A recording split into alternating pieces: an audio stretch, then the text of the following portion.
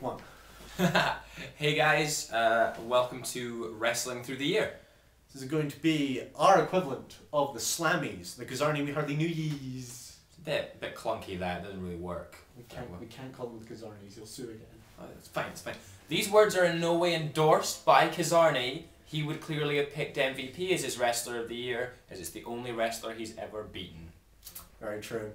Anyway, welcome to the Kazarni Wheeze. The Wrestling Through the Year awards. That'll do, that'll do. Okay, me and Bobby have compiled a list of awards. It's taken us literally minutes. And many minutes though. to be fair, it is hundreds of minutes. But we have a load of categories. Let's get going. What's the first award, Bobby? The first award of this show is for Promo of the Year. That's the one outstanding individual promo of the year. Oh, okay. I knew that, by the way, incidentally. I don't know why I'm acting surprised. I know. You're relating to the audience, that's what you're doing. Right, Discuss this! Right, okay. So, the nominees for Best Promo of the Year are CM Punk's Single Parents promo at Night of Champions. This was a beautiful little vitriolic speech, which started off at nothing and ended up in this huge tale of single parents' woes, etc. Great stuff. It managed to get a dead crowd hot. Yeah. Impressive enough. We have Vickie Guerrero and Edge's breakup promo, Vickie Guerrero's leaving promo on Raw. Oh, this was just funny as fuck. This was just Edge coming out and going, why do you think I go out with you? Look at me, I'm athletic. Look at you. That was brilliant. It was the way he used the word she-beast that he quite liked. And Vickie Guerrero being slightly less appalling at promo than she was usually. True. Next nominee is The Rock on the 10th anniversary of Smackdown. He's The Rock. Yeah. Enough said. Then we have Kofi Kingston destroying the Legend Killer's boxcar on Raw. Excellent promo. Just a breakout. The only real breakout promo of the year. It just made me want to watch Kofi Kingston more. You know, and that's what it's supposed to do. And the final nominee is Randy Orton at Breaking Point. Randy Orton's best ever promo. He made me believe that he could actually beat John Cena in an I Quit match, which of course was never going to happen.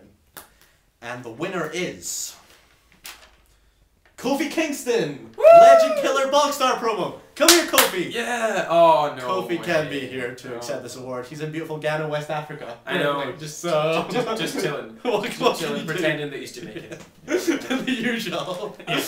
Okay, so the awards for worst promo of the year. By the way, we had a lot more trouble with the worst than the best. In every category, not just in promo. The nominees are Triple H and Shawn Michaels' Bury Team Smackdown. In the lead up to bragging rights, it didn't really make much sense that all you had backstage was Triple H and Shawn Michaels, especially on this occasion, just being like, yeah, but you're shit. The whole time. What was it they said about Chris Jericho? We've beaten you soundly at 2 separate WrestleManias. You're just like, fuck off. Fuck off! Just no.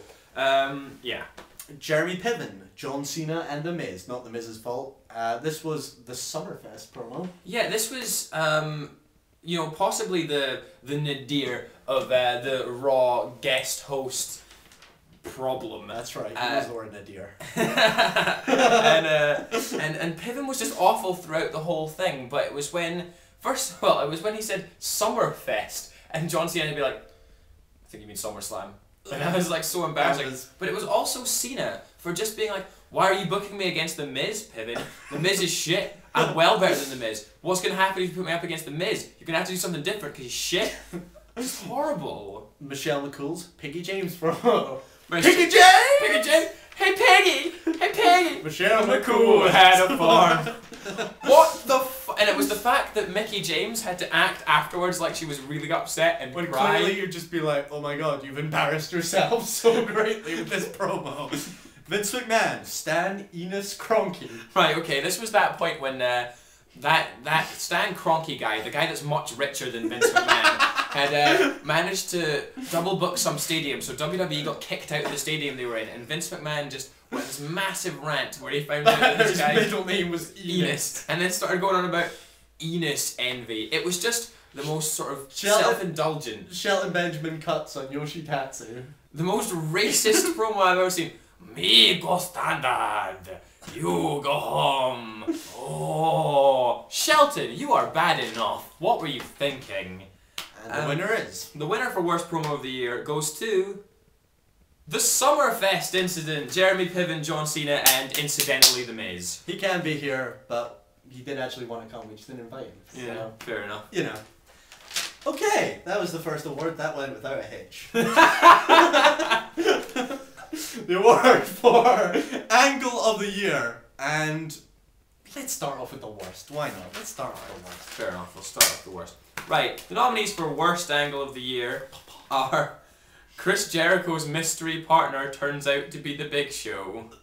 This was horrendous. I mean, I was thinking, oh, maybe it'll be Chris Masters. That would be terrible. But no, it was even worse. The Big Show. There were so many opportunities for greatness. This angle had been so great up to this point, and it looked like Jericho had salvaged it, but no, it was the Big Show. Second nominee is Kane kidnaps Ranjin Singh. I actually thought that was quite good. It was terrible! What the fuck is this? This was another Kane-fueled backstage segment. It just, what is that? He's my brother. Next. Donald Trump buys Raw. No one wants to see Donald Trump. Nobody likes Donald Trump. Donald Trump's terrible. Another man who's richer than Vince McMahon, incidentally. I know.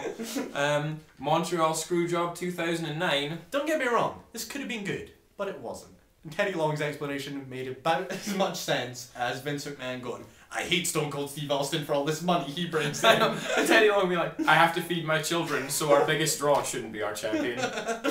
And finally we have the general word up angle. We just hate this so much, it's on the list. It's what are you your going to boy do about Jesse, it? AKA Jeezy. And the winner is Donald Trump buys Raw. Largely because it was the catalyst that turned Raw from being bad to being worse. God, terrible. Okay, the award for best angle. Kurt. I did that joke before. And the nominees are the Love Triangle, Vickie Guerrero Edge, Big Show. Absolutely hilarious. Just hilarious. Don't care who doesn't like this. This was awesome. Jericho after Rey Mysterio's mask. Just really clever psychology involved there. Very good. Formation of the Ruthless Roundtable. Now we know an angle that involves basically Ezekiel Jackson feuding with Vladimir Kozlov for several weeks is never going to be good, but it was at least different, and then it was alright. Orton destroys the McMahon family. Yeah, we thought that was quite methodical, the way that he worked through sort of Vince, then Stephanie, then Shane, and then eventually had to get to Triple H. Yep, good stuff. And finally, Jeff Hardy keeps getting attacked. We'd like to point out this does not include Survivor Series last year, which was terrible, but the pyro and the car accident and all that, we thought it was pretty quite clever. And the winner is? The winner is the Love Triangle. Yes! Come on! The Love Triangle was just absolutely hilarious. It was so funny. Vickie Guerrero slapping Big Show on the ass will stay with me for a long time. I know. For all the right reasons. Let's do feud. Let's do feud. Why not? Let's go for the feud of the year. Okay, we'll start with the worst. Right. CM Punk versus The Undertaker. Basically just because they've been building Punk up really well all year and then just crushed him mercilessly in this whole feud. Kane versus the Great Khali. Because on what level could that be good? None. Chavo Guerrero versus Hornswoggle. There's no suspense as to who's going to win here. No suspense. No, it's just there's no way to put how insulting this is to wrestling in general. Just awful. Jeff Hardy versus Matt Hardy. Shit. Cena versus the Big Show. Now, Cena is a very, very sort of mixed performer, but you put anyone in a Big Show is not. You put anyone in a one-on-one main event feud with the Big Show, and it's going to be terrible. Anyway, the winner of this award goes to, surprise, surprise, Chavo Guerrero against Hornswoggle. Particularly because I don't think Chavo even won once in this whole feud. I was sure it was going to end in a Hell in a Cell match. At Hell in a Cell. Which would have made that pay-per-view better. Well, it would have done if Hornswoggle got thrown off the top of the cell, a la Mick Foley. Anyway, best feud of the year. The nominees are Chris Jericho against Rey Mysterio. Just brilliant. Brilliant in-ring work. Brilliant psychology. This was... Well, I won't say it was the feud of the year, because... But it was was damn good. Kofi Kingston against Randy Orton. A brilliant breakout feud. The sort of, you know, someone elevating a young star. You see it so rarely these days. But Kingston didn't win, and it seems like that feud might be over now. So. But how much more did everyone care about Kofi Kingston after that feud? CM Punk against Jeff Hardy. Yeah, well, some of the matches were okay, and the storyline was good. The straight edge versus living for the moment, all that stuff, that worked. Punk got to be really good for ages. Yeah.